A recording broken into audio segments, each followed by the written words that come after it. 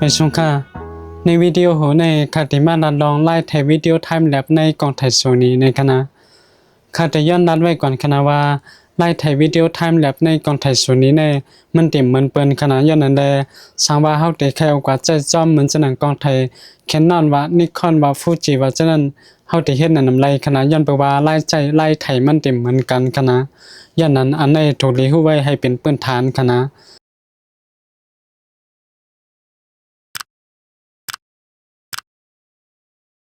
อันตั้งชุดเฮากว่าด้วยข้อมูลพื้นฐานอันถูกรีฮู้ให้ก่อนกันนะในกองถ่ายโซนี้แน่ใจว่าเฮาได้ถ่ายย่อก็ไล่เป็นวิดีโอไทม์แลปในกองถ่ายกำเหลี่ยมใจกันนะเฮาได้ไล่ตั้งให้กองถ่ายมันถ่ายเป็นแค่ภาพให้ก่อนย่อก็เฮาแค่ภาพอันเฮาถ่ายมานั้นก็เฮ็ดเป็นวิดีโอไทม์แลปในภายหลังในแอปตัดต่อฉะนั้นกันนะย้อนนั้นไล่ขั้นตอนมันได้นำอีกนึงสังว่าไล่ขั้นตอนมันนำฉะนั้นลองเมมโมรีเฮาว่าฉะนั้นยก็ลองฮาร์ดไดรฟ์เฮาว่าฉะนั้นมันติใกล้เต็มขนาดย้อนนั้นแลคาปันต้าหันถึงถูกเลยมีเมมโมรีไว้มัก2อันในคณะย้อนแปลว่าการถ่ายให้เป็นมาไทม์แบบ1อันในมันได้ถ่ายแค่พังหลายๆอันขนาดได้เลยนับว่าเป็นหัวปากมันก็ว่าอะไรขนาดย้อนแปลว่าสังว่าเฮาถ่ายหัว10มันกวยบ่ไหนวิดีโอมันติปัดแห้งหนามันเต็มตั้นหูรองหูตั้งขนาดย้อนนั้นเฮาได้เลยถ่ายให้เป็นมัก2ปากขึ้นเนอขนาดวิดีโอมันก็ได้รีด้วยนั่นขนาดย้อนนั้นคาปันต้าหันถึงว่าถูกเลยมีเมมโมรีให้มัก2อันในคณะสังว่าเฮาถ่ายมาบ่ไหนย่อก็เฮาเดียวไฟล์นั้นก็เฮ็ดเป็นวิดีโอบ่ไหนถูกลิมีไว้ฮาร์ดไดรฟ์ในหมอก1อันคณะตอนตาคอมพิวเตอร์ค่าใกล้เฮ็ดนะย้อนนั้นแลมื้อเร็วเอาเต็มกับยาแล้วคณะสังว่าคอมพิวเตอร์เราก็ติใครเต็มมาบ่ไหนถูกได้ซื้อมาไว้ตอนตาใช้หมอกอันนึงคณะย้อนนั้นตอนตาอันตั้งสุดในเฮาก็ด้วยขั้นตอนตั้งค่าไล่ไถมันในกองไถก่อนคณะย่อก็เพราะว่าเฮาไถแค่พังย่อค่าสั่งไกมานี่ไล่เอาแค่พังอันเฮาไถมานั้นก็เฮ็ดเป็นวิดีโอไทม์แลปในภายหลังคณะขั้นตอนใหญ่ๆมันก็จะมีอยู่2ขั้นตอนนั้นคณะอย่างนั้นขั้นตอนนั้นตั้งสุดก็คาเตกว่านี้ไล่ตั้งค่าให้มันไถในกองไถก่อนคณะอย่างนั้นเฮาอันกันกว่าด้วยขั้นตอนนั้นตั้งสุดคณะตอนขั้นตอนอันตั้งสุดเฮาอันกันมาด้วยลอกไล่ตั้งค่าในกองไถมันให้ก่อนคณะเพราะว่าเป็นกองถ่ายโซนีบ่ไหนเพราะว่ามีหน้าจอจังได๋ก็ไล่ขนาดนั้นก็หน้าจออันปัดขึ้นปัดลงก็ไล่ขนาดแล้วก็ติดตุ่มใต้หมดมันในปั่นกว่าเป็น SNQ ก็ไล่ขนาดนั้นก็หมด M ว่าหมด P ว่าจังได๋ก็ไล่ขนาดก็เพราะว่าหมดวิดีโอได้เต็มไล่ขนาดตอนตาค่าได้ค่าใช้เป็นหมด M ในขนาดอันตั้งก็อันตั้งสุดก็เปิดมาขนาดยังก็ตอนตาขั้นตอนมันให้กว่าได้มีนิ้วมันขนาดเพราะว่ามาติไฟอันตั้งสุดในคาปันต้าหันถึงให้กว่าเลือกไฟแค่พังมันให้กว่าในไฟแค่พังมันในมันจะมี3จ้าไว้ขนาดนั้นก็จะเป็นไฟรอเพราะว่าเป็นไฟรอบ่ไหนเฮาได้กว่ามีสีมันไหลลีขนาดกวยกาไฟมันตินักอีกนึงขนาดยาวก็มันได้กินปื้นตีในกาเท่าน้ำอีกนึงยาวก็เพราะว่าเป็นรอยาวก็ตั้ง JPEG ว่าไหนนั่นปองว่าเด็กไทย1กำในมันติไล่มา2ไฟล์ขนาดนั้นก็จะเป็นรอยาวก็ตั้ง JPEG ขนาดยาวก็เพราะว่าเป็น JPEG มีเหลือกวยแต่ก็ไฟล์มันติเมาอีกนึงกวยกาลองมีสีมันก็มันเต็มเพราะเฮ็ดไหลลีตามไฟล์รอนั่นขนาดอย่างนั้นที่ในก็เฮามาเลือกซ้ำนั้นเฮาคลายนั่นขนาดค่าได้ที่ไว้เป็นไฟล์รอยาวก็ JPEG ขนาดยังแปลว่าบางปอกบ่เฮาใครกว่าสู้ยงลองสีมันบ่ไหนเฮาก็ตั้งไว้เป็นไฟล์ JPEG ยาวก็เฮ็ดกำเร็วขนาดกวยกาเปิ้นไฟล์รอได้เฮาได้ไล่มีสีให้ก่อนยังก็ตั้งไตเนี่ยอันนี้ได้คำสู้อยู่สังคณะค้าไว้เป็น compress ยังก็ลองอย่าในตีในมันคณะตีไฟ JPEG quality เนี่ยอันนี้มันจะเป็นตอนตา JPEG มีเดียวกันคณะก็กับประวัติ standard ในไฟ quality มันติดเต็มหรือเปิดเอาขนาดนี้ตั้ง3อันนั้นอย่างนั้นข้าปันตั้งหันถึงให้ตั้งไว้เป็น extra file ในคณะยังก็อันตั้งไตในเพราะว่าเฮาตั้งจังไหนบ่ไหนมันดีกว่าตึกเคิก JPEG มีหรือกว่าขนาดเพราะว่าเป็นไฟล์โหลดได้มันเต็มกว่าตึกเคิก20มิลขนาดเฮาก็ตั้งไว้เป็นจำหนังเฮาคลายขนาดสังว่าเฮาคลายควอลิตี้มันสูงอีกนึงยาวก็ลองวิดีโอไทม์แบบเฮาดีกว่าเฮ็ดเป็น 4K บ่ไหนค่าปันตั้งหันถึงให้เป็น24ในขนาดก่อนถ้าเจ้าก็มีการก็ตั้งไว้ใหญ่เลยเปิ้นนั่นขนาดเพราะว่าได้ให้รัดง่ายๆก็กำแหน่งตั้งไตแน่เพราะว่าในแอปอันเฮาดีกว่าเฮ็ดนั้นมันจะมี2อันขนาดอันที่1จะเป็นแอปตั้งโซนี่เขาเฮ็ดออกมาปั่นขนาดแท่งอันนึงก็จะเป็นแอปตัดต่อขนาดย้อนนั้นเฮาเตกว่าเฮ็ดในภายเลยนั่นเ เฮาตั้งไว้ที่ไหนก็ดีขนาดยันแปลว่าสังว่าเป็นในแอปส่วนนี้ก็บ่ไหนมันจะมี3อันก็ขนาดนั้นก็จะเป็น3:2 4:3แล้วก็16:9ขนาดเพราะว่าเป็น1:1ได้ห่างข้ามหันยากขนาดเพราะว่าหันยากนี่ก็เฮาจังได้กว่าด้วยทางกำขนาด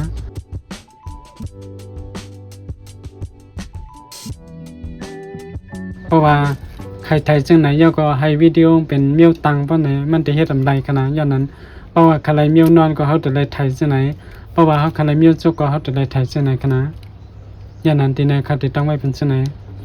ย่อก็เพราะว่ามาทางอันตั้งแต่ในกล้องถ่ายรูปในเป็นกล้องถ่าย full frame ขนาดสังว่าค่าตั้งไว้เป็นAPS-C โหมดเพราะไหน quality แคบห่างเมื่อไกลก็มันติย่อมลงขนาดไปด้วยขนาดเพราะว่าค่าเด็กเปิดเพราะไหนที่ไหนมันติยันเป็น10 เมกะพิกเซลกำเดียวขนาดยันนั้น quality ไฟล์มันก็ติดตกขนาดยันนั้นแลค่าเต็มเปิดขนาดค่าเต็มปิกไว้ยันนั้นเพราะว่านานตั้งสุดแต่มันติมีหมอกขนาดขนาดขั้นตอนในเมนูที่ในเดิมตามโดยให้สังย่อก่อนตรงนี้ในมาที่ไหนขนาดที่ในอันเฮาจะได้กว่าเฮาจะได้กว่าที่เดียวที่3ขนาดเฮาก็เต็กเข้ากว่าที่ในที่เป็นขั้นตอนการตัดเฮ็ดให้มันไถแคบห่างนั่นขนาดเฮาก็กว่าเปิด interval shooting ในขณะเปิดย่อที่ shooting start time เนี่ยอันไหนมันจะเป็นลองสังว่าค่าตั้งไว้เป็น3ใจค่ะเพราะว่าค่าตั้งไว้เพราะว่ามันเต็ม3สการเพราะไหนกองไทยมันก็ตีเหตุการณ์ตีไทยแคบห่างกว่าเอาขนาดยันเพราะว่าสังว่าเฮาได้ย่อให้มันไทยกำเดียวเพราะไหนมือเฮาติกว่าตื้อกองไทยย่อกว่ากองไทยมันติสั่นขนาดตั้งไว้จำหนังเจ้าก็ใครตั้งไว้ในขนาดก็ได้ติดตั้งไว้3สการขนาดย่อก่อนตั้งแต่ใน shooting interval เนี่ยมันจะเป็นข้าวยามในการแคบห่างอันนึงและแคบห่างอันนึงขนาดที่ในเป็น3สการจ้ะค่ะเพราะว่ามันไทยย่อมันไป3สการย่อก็ต้องไปไทยทางกั้มให้นั่นขนาดย้อนนั้นสังว่าเจ้าเก่าไทยหมอกกลุ่มบ่ไหนสังว่าวันนั้นหมอกกลุ่มตรง1ไว้บ่ไหนก็เฮาก็ลงกัดแต้มอีก1ขนาด1อำนึงก็2ก็ไล่ขนาดก้อยกาสังว่าหมอกกลุ่มมันตรง1เทิงว่าจังได๋เฮาก็ขึ้นกว่าหมอก3จังได๋ก็ดีขนาดย้อนนั้นค่าติดตั้งไว้เป็น3ขนาดย่อก็ตั้งแต่ในจะเป็นตั้งนำแค่พางอันมันติดไทยขนาดสังว่าเฮาตั้งไว้สูงบ่ไหนก็มันจะได้ใจขยำไทยหึงนั่นขนาดค่าขึ้นว่า5ปากเลยตีนั้นก็ติดขึ้นจ้ำขนาดเพราะว่าเฮาตั้งไว้เป็น4ปากบ่ไหนเฮาตับไปให้มันถึง4ปากก็ไล่ขนาดก้อยกาวิดีโอมันก็เต็มพอยาวนั่นขนาดเพราะว่าค่าตั้งไว้เป็น4ปากบ่ไหนค่าใครกว่ากึดในหมอก1ปากไปเพราะฉะนั้นเฮาก็เฮ็ดหลายขนาดตีในก็เฮามาตั้งจำหนังเฮาใครตั้งนั่นขนาดแล้วก็ตีใน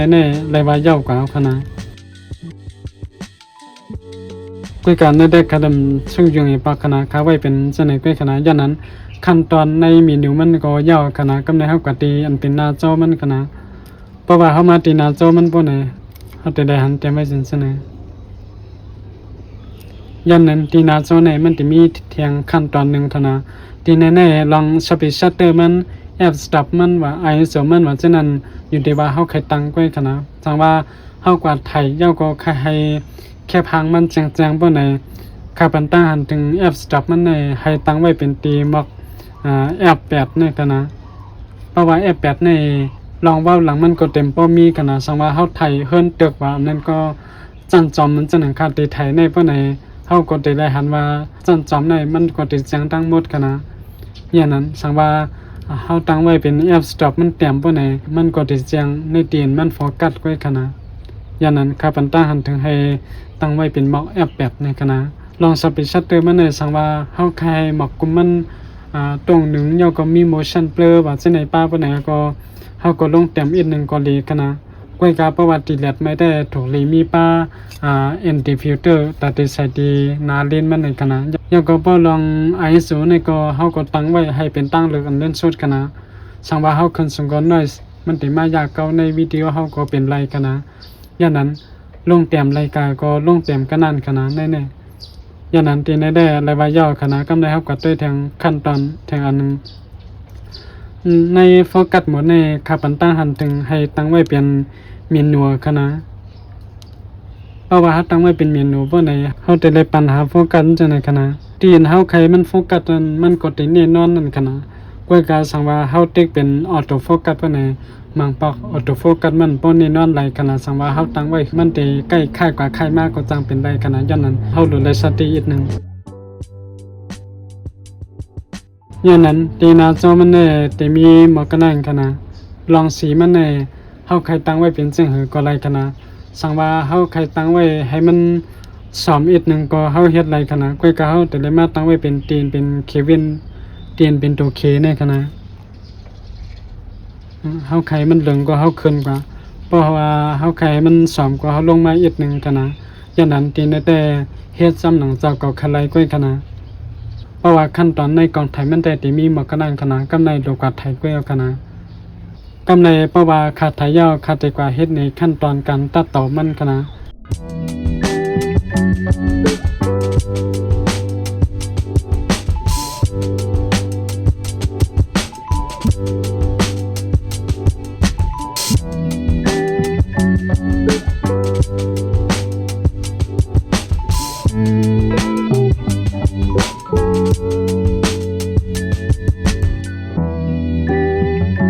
กำไรคาติมาในขั้นตอนตัดตัดต่อใน2แอปนั่นขนาดยาวก็คาติในป้าในขั้นตอนมีสีมันอีกนึงขนาดยันแปลว่าคาติเอากว่ามีสียาวก็เอากว่าเฮ็ดวิดีโอไทม์แลปมันกำหนึ่งให้นั่นขนาดมันสิมีหมอก3ขั้นตอนในขนาดเพราะว่าเฮาเปิดคอมเฮามาเฮาก็เอากัดเฮาเข้ากว่าขนาดเพราะว่าเฮาติ๊กเข้ากัดด้วยในกัดอันเฮาไถนั่นบ่ไหนเฮาได้แลหันว่าแคบหางมันก็ติปอมาให้นั่นขนาดอันไหนอยู่ที่ว่าโอ้ยก็เขาไถนำก็คือขนาดก้อยกัดตอนตาคาได้เลยว่าไถนำอีกนึงขนาดย่านนั้นโอ้ยก็เขาได้แลหันแคบหางเต็มกว่าหมดขนาดยันแปลว่าขาดไถหลายกำขนาดมันน้ำใจเมียวเหลวก้อยขนาดขาดไถเมียวจุกยาวก็ตั้งเมียวนอนขนาดก้อยการขาดเอามาเฮ็ดในเปิ้นฐานในที่เป็นวิดีโอมิวจุกขนาดอันตั้งสุดในคาเตหลากฝ่ายกว่าไว้ตีในตี1ห้างมันขนาดยันเพราะว่าคาเอากว่าใส่ในลายลุ่มบ่ไหนมันได้เลือกหลายกำขนาดยาวก็มันติดใจพยายามเลือกเหิงย้อนนั่นแลคาเตเอากว่าไว้ในฝ่ายมันเทียงอัน1ห้างมันขนาดยาวก็เตเอากว่ามีสีมันเตเอาเข้ากันในลายลุ่มขนาดยาวก็ฝากไว้ก็เข้าได้ไว้ว่าสังว่าหาติดความเจ้าก่อมป้นนำบ่ไหนถูกรีใส่ไว้ในหาติดก็ดีขนาดย้อนเพราะว่าความมันเต็มบ่ไหนมันได้หลายครึ่งนึงย้อนนั้นมันได้สุสักหลายคักหลายกำขนาดกำไหนเฮาก็เปิดมาติในลายลุ่มขนาด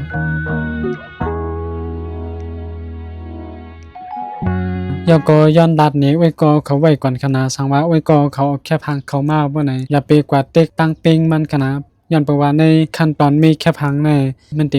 มีตั้งเป้งมันขนาดเพราะว่าเฮาเต็กกว่าเนี่ยมันก็ติมีปัญหาให้แค่พังมันเป้งดีขนาดย้อนนั้นทีนั้นคาปันต้าหันถึงว่าอย่าไปกว่ามีสังสีอีกขนาดย้อนเพราะว่าเฮาให้มันมีปันแคบไหลแคบนั้นบ่ไหนมันเต็มเหมือนกันขนาดย้อนนั้นแหละวิดีโอค่าเฮ็ดกว่าอันนึงเฮาแต่ละหันวิดีโอเป็นจังได๋ขนาดเฮาแต่ละหันว่าวิดีโอยบยันไว้จังนั้นขนาดเฮาไถมาจังหือก็ปล่อยไว้เป็นจังนั้นก้อยขนาดเพราะว่ามันบ่เป้งบ่ไหนก็เฮาไปกว่ามีในแอปตัดต่อทางก้อยเฮาก็ดีขนาดเฮามามีอันเป็นอันนึงก้อยให้ก่อนขนาดว่าเฮาคาไลมากก็เฮาเต็กเอาหางก้อยเฮาขนาดเพราะว่าเฮามีตั้งแรงมันว่ามีสีมันว่าจังได๋ย่อมหมดแล้วก็เฮากว่าเต็กหมายเอานั่นน่ะหมายเอาตั้งหมดย่อก็เฮากว่าเต็กตีซิงเซตติ้งในขนาดเพราะว่ามาที่ซิงเซตติ้งเฮาก็เต็กเขาก็มาจังได๋ก็เฮาเต็กย่อก็มันสิเหมือนกันหมดเอาขนาดเฮาตับแล้วก็มีสังหลายกำเพราะยาวติเนี่ยก็เลยว่ามียาวขนาดย้อนนั้นได้คาเตียวออกขนาดข้าก็ติดด้วยตีแค่พังมันขนาดว่า resolution มันเต็มไว้กะทีนี้มันเต็มไว้4เฮง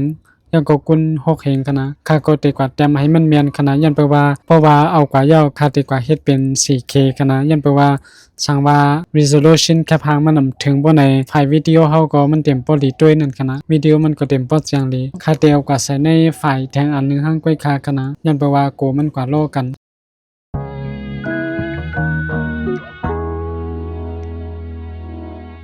ขั้นตอนเอาออกมันก็ยาวโตดีงามขนาดกำในคาติกว่าเฮ็ดเป็นวิดีโอไทม์แบบขนาดจำหนังลาดไว้นั่นขนาดลองเฮ็ดวิดีโอไทม์แบบนั้นมันจะมี2ตั้งขนาดตั้งนึงก็ใช้แอป Sony เขาขนาดแทงตั้งนึงก็ใช้แอปตัดต่อโยโย่ก็ได้ขนาดบัดจะเป็น Premiere Pro ว่า DaVinci Resolve ว่าจังนั้น CapCut ว่าจังนั้นก็ได้ขนาดก้อยกาสัตติว่าเคิงความไว้ก็เขาได้ส่งอีกนึงขนาดย้อนเพราะว่ามันนำสูงบ่ใน วิดีโออันเฮาด้วยมันติคำคะนะเฮามาด้วยแอปอันตัดเฮ็ดวิดีโอไทม์แลปตั้ง Sony คะนะบ่เป็นตั้ง Sony เขาในชื่อแอปมันจะเป็น Imaging Edge นี่คะนะชื่อมันก็จะเหมือนกันตั้งอันในโฟนอันเฮาอ้วนเอาแค่พังนั่นคะนะก้อยการในจะเป็นเวอร์ชัน desktop มันจะเป็นเวอร์ชันคอมคะนะเพราะว่าเฮาเทคเข้ามาว่าไหนมันจะมา3อันจังไหนคะนะอันนึงจะเป็นรีโมทแทงอันนึงก็จะเป็น viewerแทงอันนึงก็จะเป็น edit ในคณะใน3อันในเพราะว่าโอ้ยก็เขาเปิดมาใหม่ๆตึกตั้งโหลดมาใหม่ๆเพราะไหนตีตั้งหิมค้างมาในมันติดเตรียมไว้ว่าตั้งโหลดในคณะอย่างนั้นเฮาก็จะเลยกว่าติ๊กตั้งโหลดแทงกำนึงคณะเพราะว่าเฮาติ๊กตั้งโหลดยาวเพราะไหนมันก็จะตั้งโหลดมาแทง3อันคณะใน3อันในมันจะมีแอปแทงข้างมันคณะอย่างนั้นกวยกาในขั้นตอนตัดต่อนั้นโอ้ยก็เขาจะเลยกว่าติเตียนมีชื่อว่า viewer ในคณะอันในกลางในคณะเฮาก็เต็กเข้ากับติอันว่า start นั่นคณะเพราะว่าเต็กเข้ามาก็เฮาเต็มหันสังจังไหนคณะอย่างนั้นแลหิมค้างในเฮาก็กว่าหาไฟล์แคปหางอันเฮาซิมไว้นั่นคณะกำในที่ในขั้นตอนเอามาก็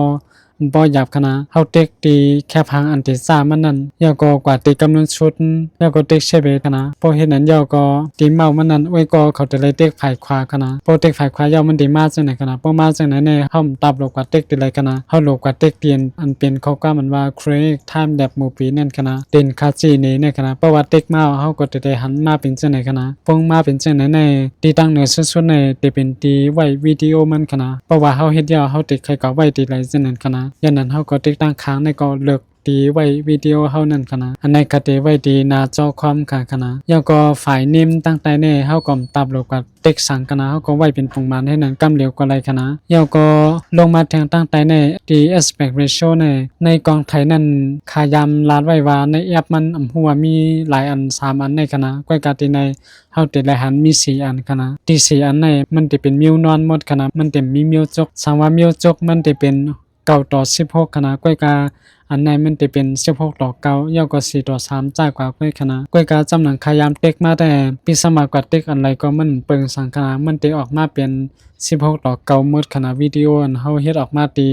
แอปอันในคณะอันในคาติจำเต็กได้เป็น3ต่อ2คณะยาวก็ตั้งแต่ในก็มันก็เปิงสังเสมิวคณะเต็กอันไรก็จำหนังคาเฮ็ดด้วยคณะอย่างนั้นอันในเต็กก็เต็กตีนเป็นทริมในก็ไรคณะยาวก็ลงมาทางที่ฝ่ายเนมในอันในใครเตรียมจื้อมันไว้จึงก็ไรคณะอันในก็จะเป็นตีไว้ที่วิดีโอเหมือนจึงหนังว่ามาไกลคณะยาวก็ลงมาทางที่อันดองใหญ่ในคณะอันในก็ดีไซน์มันคณะดีไซน์มันในเฮาได้แลหันว่ามันมี3อันคณะสังว่าไว้ก็เขาเตียวกว่าด้วยโยโย่ยาวก็กว่าลง TikTok ก็จะในโยโย่ก็ว่าในเด็กดีอันในกลางในก็ไรคณะก้อยกาตอนตาค่าได้ค่าเตียวออกเป็น 4K คณะก้อยกาถูกรีตั้งไว้มิว1คณะสังว่าไว้ก็เขาเฮ็ดออกเป็น 4K ว่าในแค่พังอันเอากว่าเฮ็ดวิดีโอนั้นมันตีลงมาป้าคณะเป็นย้อนสังได้ค่ากอมไปฮู้คณะย้อนนั้นเพราะว่าเฮ็ดยาวเฮาได้มาด้วยแทงกรรมคณะว่ามันได้มาห้ามมาในยาวก็ตั้งแต่ในซื้อปาเลยในห้ามตัดบ่เฮ็ดสังคณะที่สแตนดาร์ดในก็ไว้เป็นจังไหนก้อยคณะห้ามตัดบ่มีสังยาวก็ตั้งแต่ในวิดีโอฟอร์แมตในเพราะว่าเป็นนอกเมืองมันจะหนังยุโรปอะอเมริกาว่าอาจจะนั้นเขาจะเป็น NTSC ในคณะก้อยกาเปิ้นในเมืองไทยในเขาจะเป็นเผ่า PEL นั่นคณะอย่างนั้นที่ในก็เลือกเอาห้างก้อยคณะตันดาคาได้เขาจะเลือกเป็นเผ่าคณะปอยาวก็เฮามาเต็กเป็น continue ตีนเหลืองๆในคณะเพราะว่าเต็กแค่ไหนย่อก็ไลว่าเฮาหลบไปก้อยคณะมันตึกเฮ็ดวิดีโอห้างก้อยมันคณะอย่างนั้นเฮาก็จะไล่ไปหันดองปอยาวคณะปงย่อก็ตีในมันตึออกมาเป็นจังไหนคณะเพราะว่าออกมาเป็นจังไหนย่อก็ไลว่าย่อโมเดลคณะเฮาก็หลุดติ๊กออกโปรติ๊กออกมาย่อจำหนังคาว่าไว้เหมือนกันนั่นคณะแค่พาอันเฮาออกมาเฮ็ดวิดีโอนั้นมันก็เต็มปอมาเต็มหน้าจอมันจังไหนคณะอันนั้นแต่ก็ข้ามไปฮู้ว่ามันออกมายันสังคณะก้อยกาบ่เป็นฟูเอกตีแต่มันไปออกมาสังคณะจำหนังคายามเฮ็ดด้วยย่านนั้นเพราะว่าเป็นขั้นตอนในแอปส่วนนี้บ่ไหนก็มันติยาวติแนวคณะกำไรเฮาโลกัดด้วยวิดีโอคณะจำหนังคาลาดไว้เหมือนกันนั่นคณะวิดีโอในเพราะว่าเฮาเฮ็ดออกมาในตั้งค้างมันติเหมือนในคณะปีสมาค่ากว่าติ๊กอันไรก็มันเต็มไปในเหมือนกันหมดคณะอย่างนั้นอันใดได้อัปเดตเป็นขอยุบย่อมที่แอปมันก็จังเป็นไรคณะ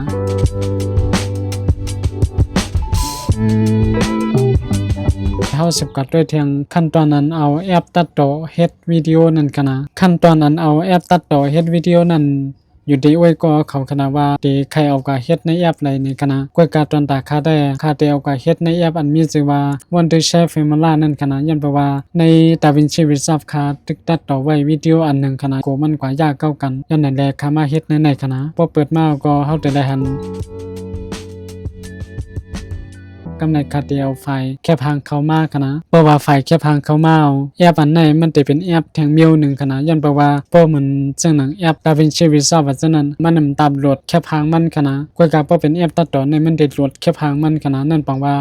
มันเดียวแค่พังมันกว่าเฮ็ดให้มันเล็กลงอีกหนึ่งเย่าก็เอามาไว้ดังในจังนั้นคณะมันติเฮ็ดให้เครื่องเฮาเต็มก็จังเป็นไรคณะกำในค่าก็เอามาย่อมหมดคณะค่าก็ใส่มาย่อมหมดเย่าก็ติในไว้ก็เขาหลุดไหลสัตว์อีกหนึ่งเฮาหลุดไหลให้แค่พังมันกับตามกันคณะเพราะว่าแค่พังมันนำกับตามกันเพราะในวิดีโออันเฮาไหลมานั้นมันติสร้างผลลังก็จังเป็นไรคณะย้อนนั้นเฮาติไหลสัตว์อีกหนึ่งคณะค่าก็ติกว่ามีติ project setting ในคณะติ project setting ในสำนัง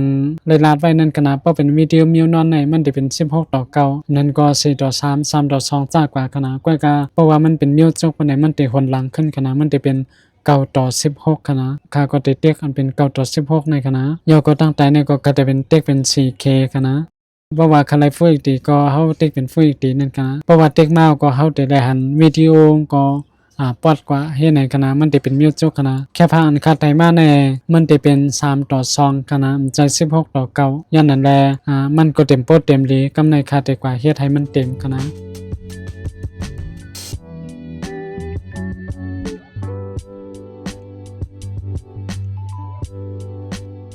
กำในคาเตกว่าลักอันเป็นตั้งยาวแค่พางมันในคณะเพราะว่าขาวางลงมาให้ไหนยาก็ปล่อยมันเลนกว่าให้ไหนมันติดใจข้าวยำคณะมันเต็มเป็นวิดีโอมาให้มันไวๆเช่นนั้นคณะย้อนนั้นแดอันในไว้ก็เขาถูกเลสัตตีคณะย้อนนั้นที่ในเฮาติดไหลหันเป็น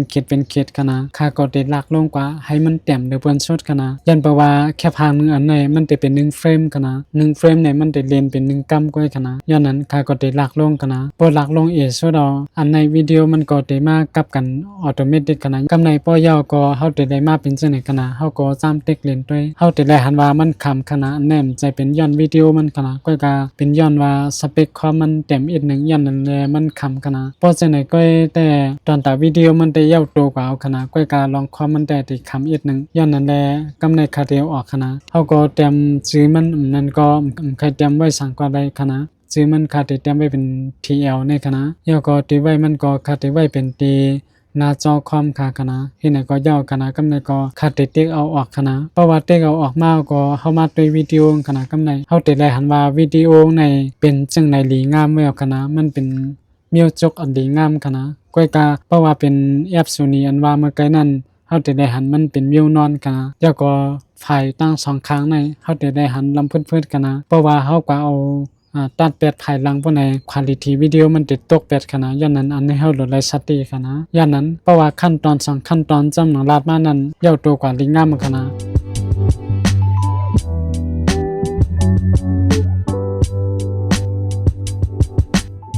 ในขั้นตอนตั้งหมดลองตัดต่อว่าลองถ่ายว่าจังได๋ก็ยาวตัวกว่าที่แนวคณะอำปองใจลองสั่งในก็จำคอมเมนต์ไว้ที่ใต้วิดีโอในก็ได้คณะฝากไว้ก็เขาเต็กไลค์อำนั้นก็เต็ก Subscribe กันพองคณะนะคือ